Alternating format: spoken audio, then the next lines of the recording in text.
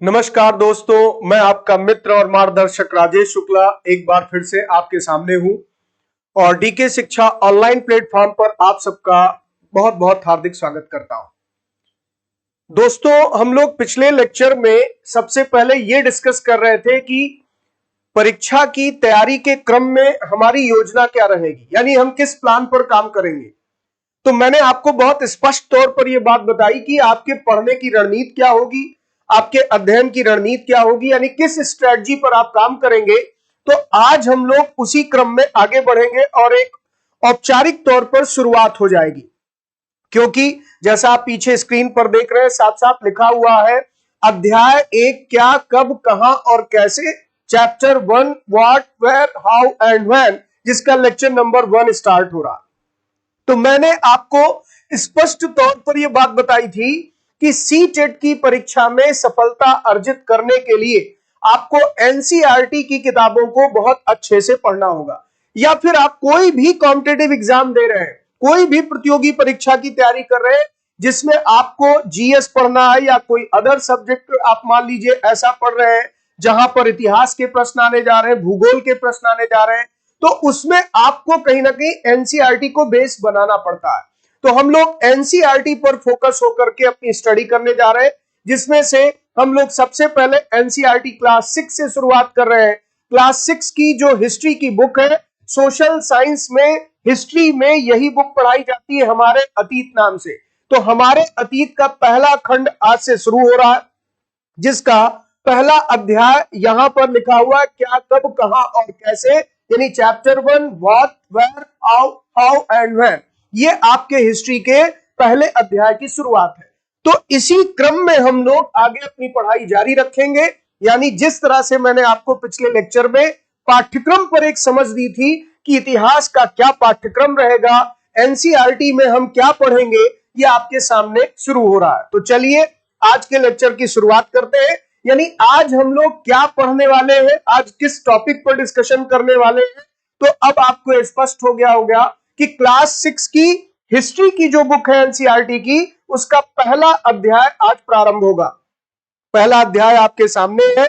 जैसे ही आप एनसीईआरटी में जानना आसान है, लेकिन जो हजारों वर्ष पहले घटित हुआ, जो लाखों वर्ष पहले घटित हुआ, उसको कैसे जाना जाए। तो इस संदर्भ में देखिए क्या लिखा है, कैसे पता लगाएं।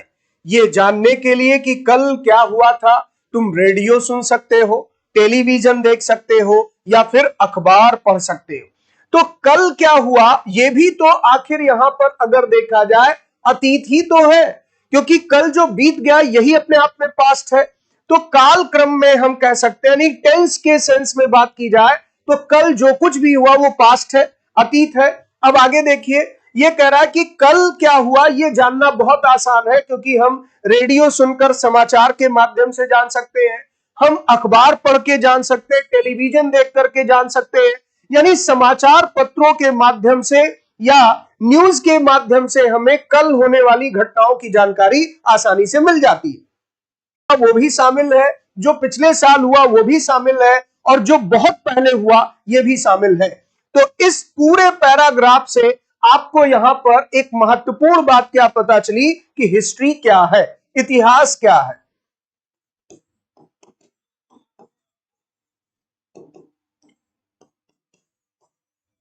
स्टडी ऑफ पास्ट, यानी अतीत का अध्ययन। तो इतिहास है अतीत के बारे में जानना या अतीत का अध्ययन। और जब हम अतीत की बात करते हैं तो यहां पर कल से लेकर के और हजारों लाखों वर्ष पहले जो कुछ भी घटित हुआ है वही अतीत है।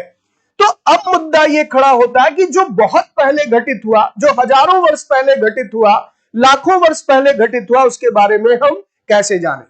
तो चूंकि आपको पहले स्पष्ट किया है कि क्लासेस बाइलिंगुअल फॉर्म में है, आपको कंटेंट पूरा यहां पर हिंदी इंग्लिश में मिलेगा। तो आप देख रहे हैं कि जो आप इस पैराग्राफ को पढ़ रहे हैं, इस स्लाइड पर आप जो मैटर देख रहे हैं, इसको as it is translated form में आपके सामने रखा गया। यानी यहां पर कह रहा है यस्टरडे की बात कर रहा है, इसके साथ साथ लास्ट ईयर की बात कर रहा है, और इसके साथ साथ यहां पर ये लॉन्ग एगो की बात कर रहा है, यानी बहुत पहले क्या हुआ। ये तीनों चीजें पास्ट है, तो एस्टरडे क्या हुआ ये जानने के लिए हमारे पास कई माध्यम है, आधुनिक जनसंचार माध्यम है, यानी हमारे पास कम्युनिकेशन मोड में टेलीविजन भी है, रेडियो भी है, न्यूज़पेपर भी है। लास्ट ईयर के बारे में जानना तो हम किसी भी पर्सन से मिलकर उसके बारे में जानकारी ले सकते हैं, लेकिन लॉन्ग लॉन्ग एगो के बारे में जानना ये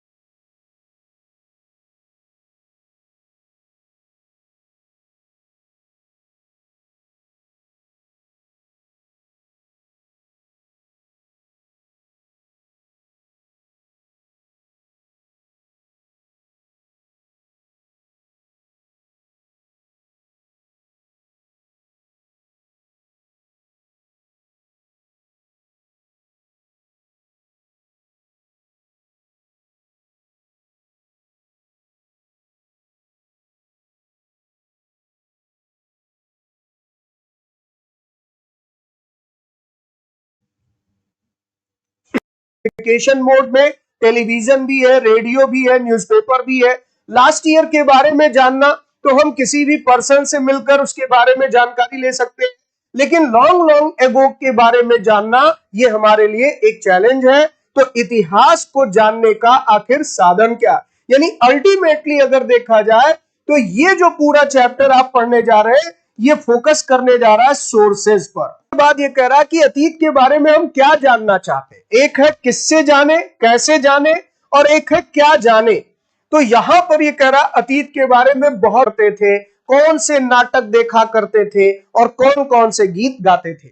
यानी कुल मिलाकर के इतिहास विषय में केवल इस बात से सरोकार नहीं है कि आप इतिहास का मतलब ये समझ लें कि राजा रानी की कहानी या लड़ाई का इतिहास, युद्ध का इतिहास। ये इतिहास का एक पक्ष हुआ। जब आप किसी शासक के बारे में बात करते हैं, जब आप राजा रानी के बारे में बात करते हैं, तो वो हिस्ट्री का एक डायमेंशन है, वो एक पक्ष है जिसमें आप राजनीतिक इतिहास की बात कर रहे हैं। लेकिन इतिहास का सरोकार सामाजिक मुद्दों से भी है, यानी सोसाइटी से भी है। इतिहास का सरोकार आर्थिक जीवन से भी है, मानव किस तरह से जीवन यापन करता था, उसका आर्थिक जीवन कैसा था। और इतिहास का सरोकार सांस्कृतिक जीवन से भी है, किस तरह के धर्म में आस्था थी, किस तरह से पूजा पद्धति अपनाते थे, किस तरह का खान पान था, पहनावा था। ये सारी बातें इतिहास के अंतर्गत शामिल होती। तो अतीत के बारे में हम इन चीजों को जान सकते हैं, यानी what can be know about the past. तो यहां पर what can be know about the past के अंतर्गत ये कह रहा है कि हमारी क्यूरियोसिटी इस बात को फाइंड करने में हो सकती है कि वो क्या खाते थे, किस तरीके के कपड़े पहनते थे, इसके साथ साथ किस तरह के घरों में रहते थे। फिर इसके अलावा आप देख रहे हैं हंटर सोसाइटी के बारे में, हर्डर सोसाइटी के बारे में, फार्मर्स के बारे में, रूलर क्लास के बारे में, मर्चेंट्स के बारे में, या फिर प्रीस्ट के बारे में, क्राफ्ट पर्सन के बारे में, आर्टिस्ट के बारे में, म्यूजिशियंस के बारे में, या साइंटिस्ट के बारे में जानकारी जुटाना ही इतिहास का सरोकार है। तो इतिहास के विभिन्न पक्षों के बारे में यह जानकारी दे रहा। अब बात आती है लोग कहां रहते थे। तो यहां से हम शुरुआत कर रहे हैं, लोग कहां रहते थे। देखिए एक बात मैं फिर बता दूं कि जहां से परीक्षा में प्रश्न आने की गुंजाइश बनेगी उसे मैं आपके सामने बच्चों हाईलाइट करूंगा और उसे आप अलग से अपनी नोटबुक में नोट डाउन भी कर सकते हैं, या फिर ये जो आपको नोट्स मिलेगा इस हाईलाइटेड चीज को आप विशेष तौर पर याद करेंगे, क्योंकि मैं स्पष्ट कर दूं कि जहां भी प्रश्न बनने की गुंजाइश बनेगी मैं तुरंत आपको अलर्ट करूंगा। तो लोग कहां रहते थे, इस पर आपसे कुछ महत्वपूर्ण जानकारी शेयर की जा रही है यहां पर, और इस पर आपको विशेष ध्यान देना। जैसे कह रहा है मानचित्र 1 पृष्ठ संख्या 2 में नर्मदा नदी का पता लगाओ, तो जरा मानचित्र पर गौर करते हैं। यह है मानचित्र 1, यानी कि आपके एनसीईआरटी के पहले अध्याय में, क्लास 6 की जो हिस्ट्री की बुक है उसके पहले अध्याय में यह मानचित्र दिया गया, मानचित्र 1 नाम से, और लिखा उपमहाद्वीप का प्राकृतिक मानचित्र। अब इसमें कहा गया नर्मदा नदी का पता लगाओ। ये देख रहे हैं आप, नर्मदा नदी प्रवाहित हो रही है। नर्मदा नदी जो कि बिंद पहाड़ियों से निकलती है अमरकंटक के पास से, और पश्चिम की ओर प्रवाहित होते हुए जाकर अरब सागर में गिरती है। तो यहां पर नर्मदा नदी का क्षेत्र ये दिखाई दे रहा है, बिंद पहाड़ियों का क्षेत्र यानी मध्य भारत का इलाका। अब इस संदर्भ में क्या कह रहा है जरा देखा जाए। कई लाख वर्ष पहले से लोग इस नदी के तट पर रह रहे हैं। ये परीक्षा के दृष्टिकोण से बच्चों बहुत ही अहम लाइन है, और इसको मैं कहूंगा आप हाईलाइट कर लीजिए। कई लाख वर्ष पहले से लोग इस नदी के तट पर रह रहे हैं।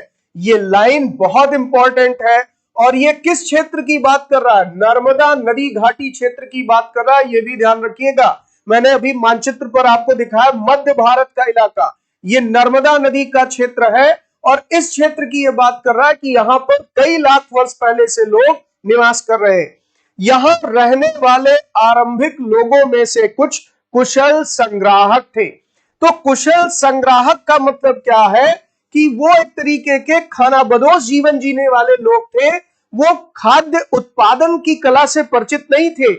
ये उस युग की बात हो रही जिसे इतिहास में पाषाण काल की संज्ञा दी जाती है, जिसे स्टोन एज कहा जाता है। यानी उस जमाने में लोग या तो शिकार करके अपने भोजन की पूर्ति करते थे, और या फिर वो अपने खाद्य आवश्यकताओं को, फूड के रिक्वायरमेंट को कैसे पूरा करते थे, इसके लिए जगह जगह जा करके कंद मूल फल फूल इकट्ठा करते थे, खाने वाली चीजों का पदार्थ इकट्ठा करते थे। यानी एडिबल प्लांट्स हो सकता है, या फिर इसी तरीके से फ्रूट्स हो सकते हैं, जिसे वो कलेक्ट करते थे। तो ये कलेक्टर्स थे, यानी कि एक तरीके से खाद्य सामग्री जुटाना जो प्राकृतिक तौर पर उपलब्ध है। ये क्योंकि कृषि करना, खेती बाड़ी करना नहीं जानते थे, इसीलिए इन्हें कहा गया कि ये आरंभिक लोग थे। यानी यहां रहने वाले आरंभिक लोगों में से कुछ कुशल संग्राहक थे, जो आसपास के जंगलों की विशाल संपदा से परिचित थे।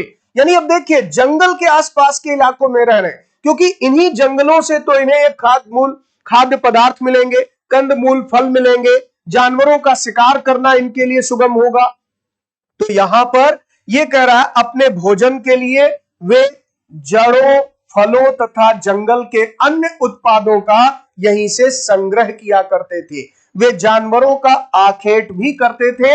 यानी बच्चों, एक बात आपने नोटिस किया कि यहां जो ये स्टैंजा दिया गया है, ये परीक्षा के दृष्टिकोण से बहुत ही अहम है।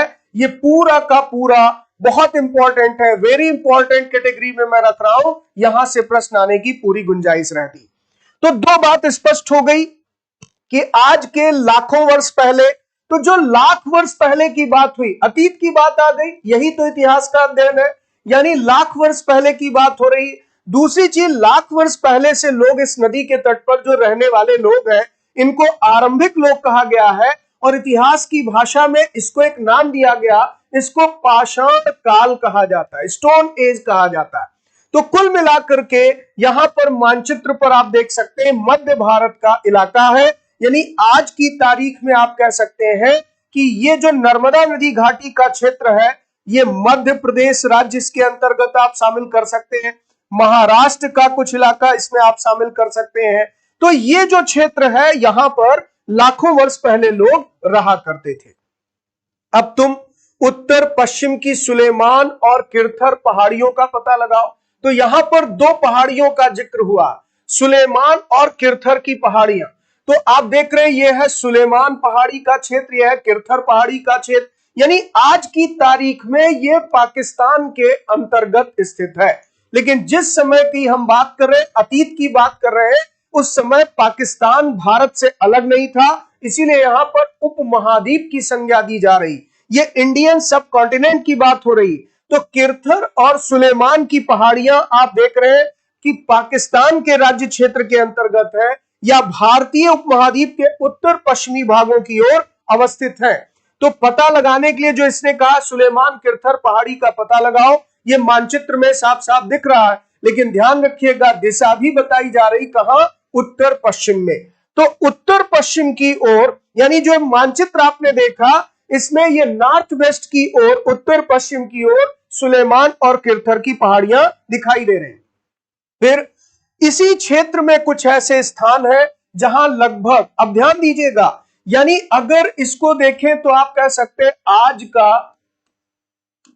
आज का पाकिस्तान या सिंधु घाटी क्षेत्र कह सकते हैं। सिंधु घाटी का जो क्षेत्र है, यहां पर यह बात हो रही सुलेमान किरथर पहाड़ियों का इलाका।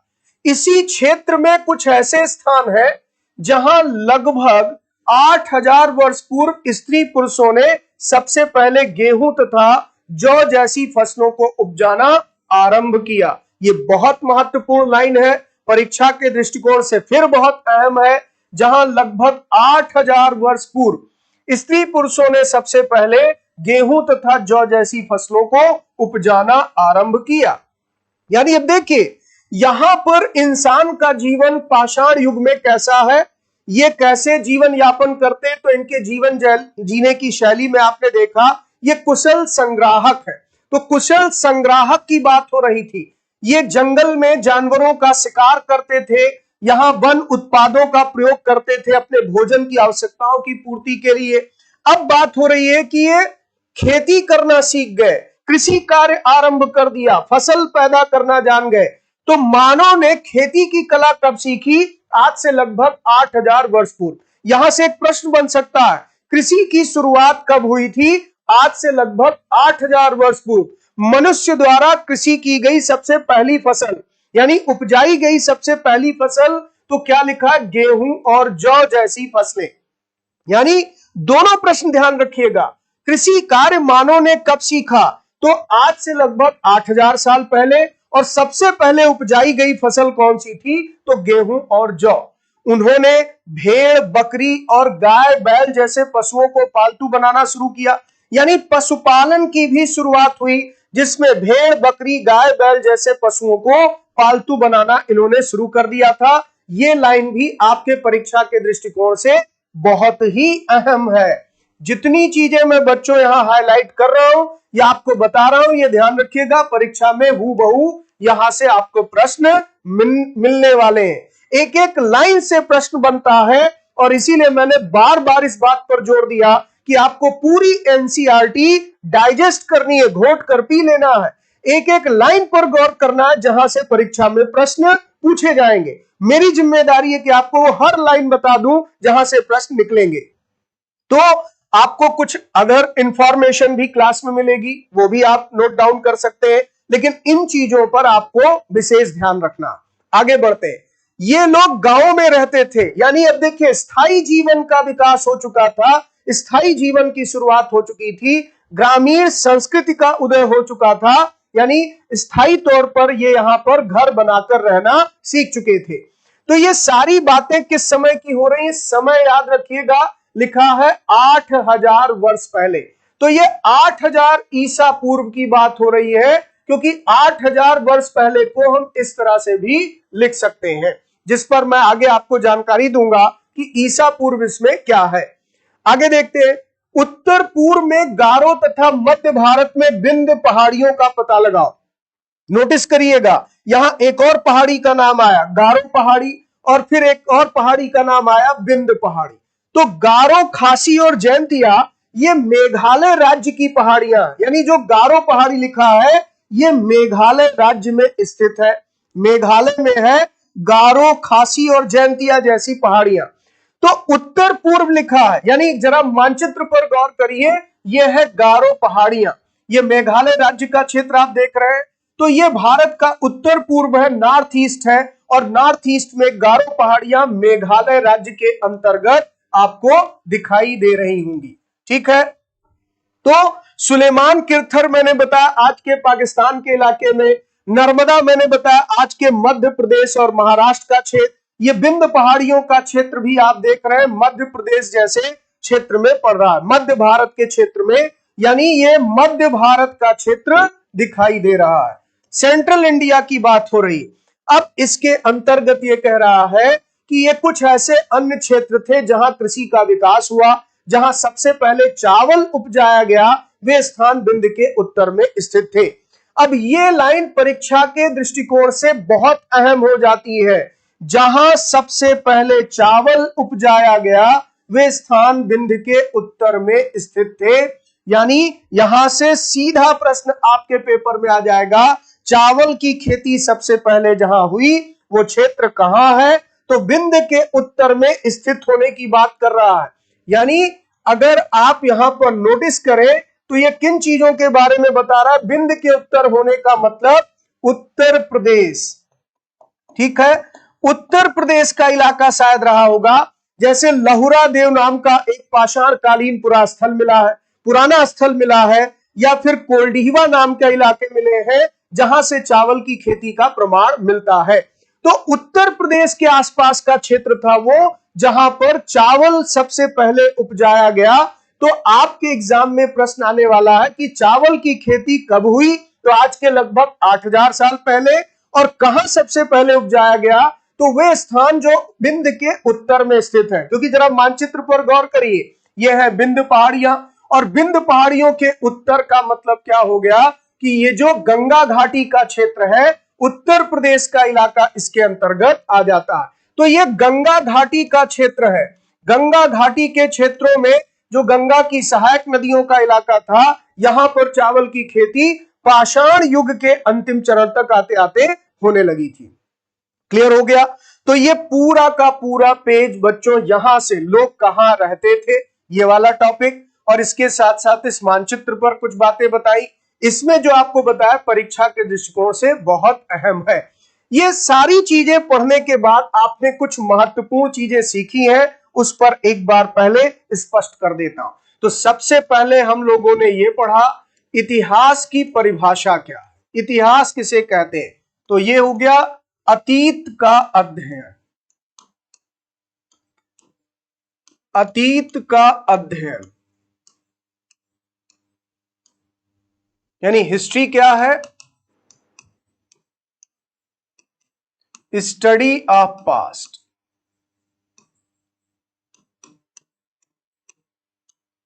फिर इसके बाद दूसरी चीज आपने क्या देखी? जब हम अतीत की बात करते हैं यानी पास्ट की बात करते हैं, तो इसका मतलब कल से लेकर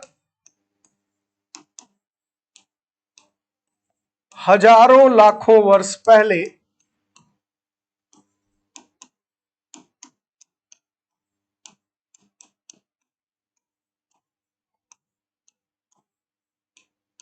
का समय, यानी फ्रॉम यस्टरडे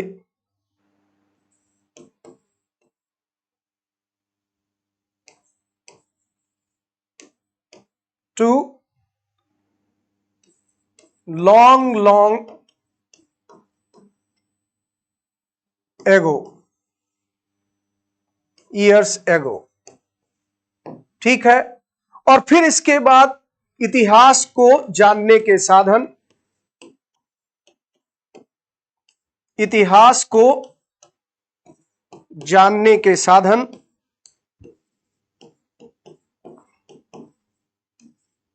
यानी सोर्सेज टू नो हिस्ट्री। अगर हम इसकी बात करें तो इसमें आप देखेंगे कि इसे कहते हैं स्रोत, यानी सोर्सेस। इस पर हम लोग बात करेंगे, क्या साधन है, क्या स्रोत है। तो इसमें आप देखेंगे कि एक तो पुरातत्व हो सकता है, यानी आर्कियोलॉजी जो हम लोग आगे पढ़ने वाले हैं, आर्कियोलॉजी की बात करेंगे। और एक लिखित सामग्री भी हो सकती है, लिखित साधन भी हो सकते हैं, यानी रिटन सोर्सेस भी हो सकते हैं। तो आर्कियोलॉजी, रिटन, इन सब पर बात होगी आगे। लेकिन इतिहास कैसे जाना जाता है? स्रोतों से, साधन से।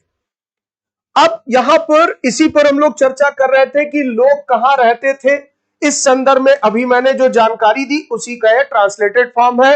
मानचित्र या मैप भी आपके सामने यहां पर इसीलिए दे दिया गया। और हम लोग 8000 साल पहले के जीवन जीने वाले लोगों पर कुछ चर्चाएं कर रहे थे, डिस्कशन। जो सारी चीजें आप देख रहे हैं यहां पर इंग्लिश में भी नोट डाउन है।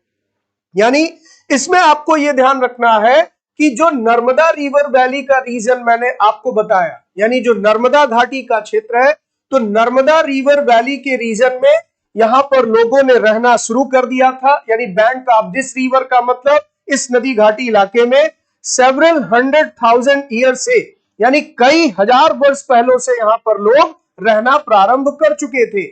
और खासकर इसमें आप देखें तो अर्लीस्ट पीपल्स जो थे, यानी जो प्रारंभिक लोग थे, जिनको हम कह सकते हैं अर्ली मैन, यानी आदि मानव जैसे, वो कहीं ना कहीं स्किल्ड गैदरर्स थे, फूड गैदरिंग करते थे। इसके साथ साथ यहां पर अगर देखा जाए तो वो हंटिंग करते थे, यानी उनका जीवन यापन कहीं ना कहीं एनिमल्स के हंटिंग पर और फूड गैदरिंग पर डिपेंड करता था। तो फूड गैदरर और हंटर्स थे, यानी कुशल खाद्य संग्राहक और शिकारी जीवन जीने वाले लोग थे। इन्हीं को आरंभिक मानव कहा गया, अर्लीस्ट मैन कहा गया। अब इसके मानचित्र में मैंने आपको बताया ही, ये नर्मदा रिवर वैली का रीजन है, यानी कि मध्य भारत का इलाका, सेंट्रल इंडिया है। तो ये जो नर्मदा घाटी क्षेत्र की बात कर रहा है, ये सेंट्रल इंडिया की बात कर रहा है। जो आज की तारीख में अगर देखा जाए तो आप कह सकते हैं मध्य प्रदेश का इलाका है, या महाराष्ट्र तक के रीजन में ये क्षेत्र फैला हुआ है। फिर इसके साथ साथ ये कह रहे हैं कि आज के लगभग 8000 साल पहले, 8000 ईयर्स एगो, इन लोगों ने व्हीट यानी गेहूं और बार्ले यानी जौ, इन दो फसलों की खेती करना सीख लिया था। तो कौन से दो फसलों की खेती शुरू हुई थी, कौन से क्रॉप्स इन्होंने सबसे पहले ग्रो किए, ये प्रश्न आ सकता है।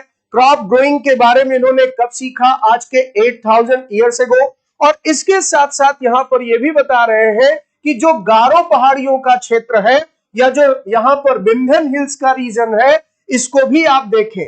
और यहां आप पाएंगे यहां भी खेती का जीवन विकसित हो चुका था। और खासकर अगर पूछा जाता है कि सबसे पहले यहां राइस कल्टीवेशन कहां शुरू हुआ, तो इसका आंसर यहां से आपको मिलेगा। तो सारी चीजें ट्रांसलेटेड है, आप सेल्फ स्टडी में अपने मीडियम के अकॉर्डिंग इन चीजों को पढ़ सकते हैं। आगे बढ़ा जाए। अब आते हैं मानचित्र पर सिंधु तथा इसकी सहायक नदियों का पता लगाने का प्रयास करो।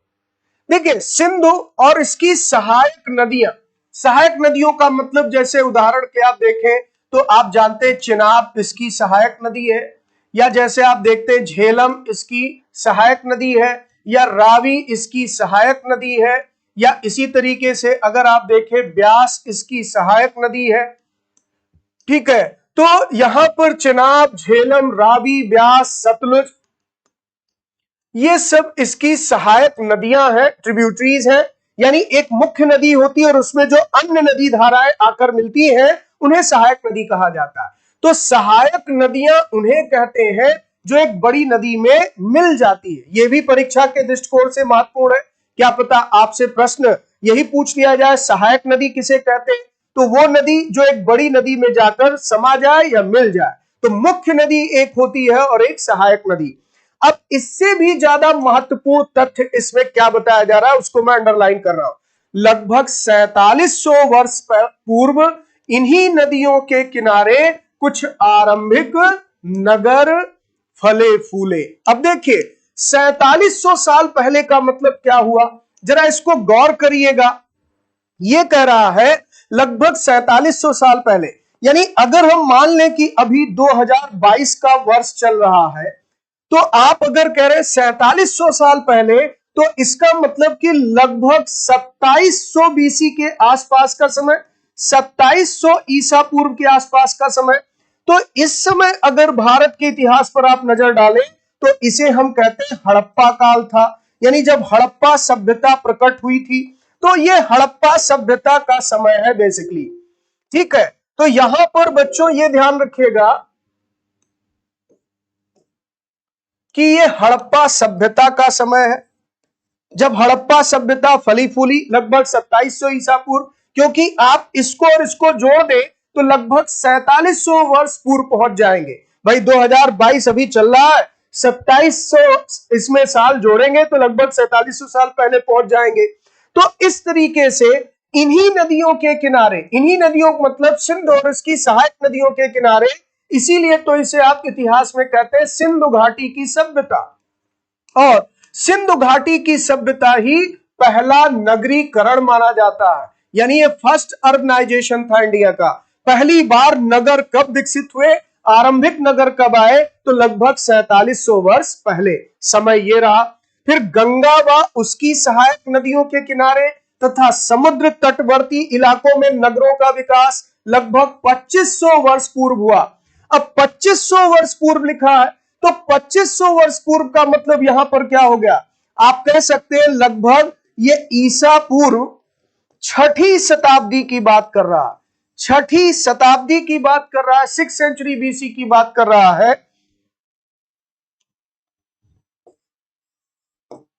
6ठी शताब्दी क्यों, क्योंकि ये 6ठी शताब्दी के समय ही आप देखेंगे गंगा के किनारे एक बहुत महत्वपूर्ण राज्य उभर कर सामने आया था, मगध जैसा, जिसकी राजधानी थी पाटलिपुत्र। तो गंगा या उसकी सहायक नदियों के किनारे समुद्र तटवर्ती इलाकों में नगरों का विकास लगभग 2500 वर्ष पूर्व हुआ।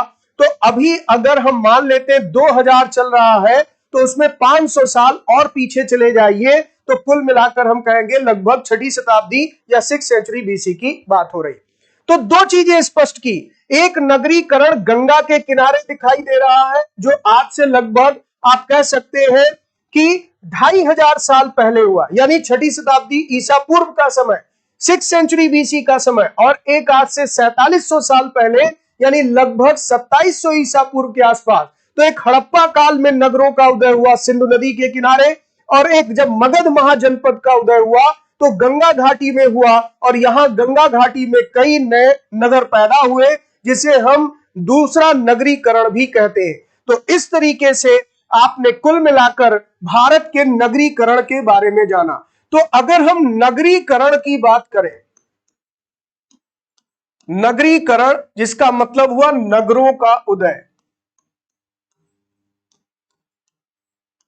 नगरों का उदय यानी अर्बनाइजेशन,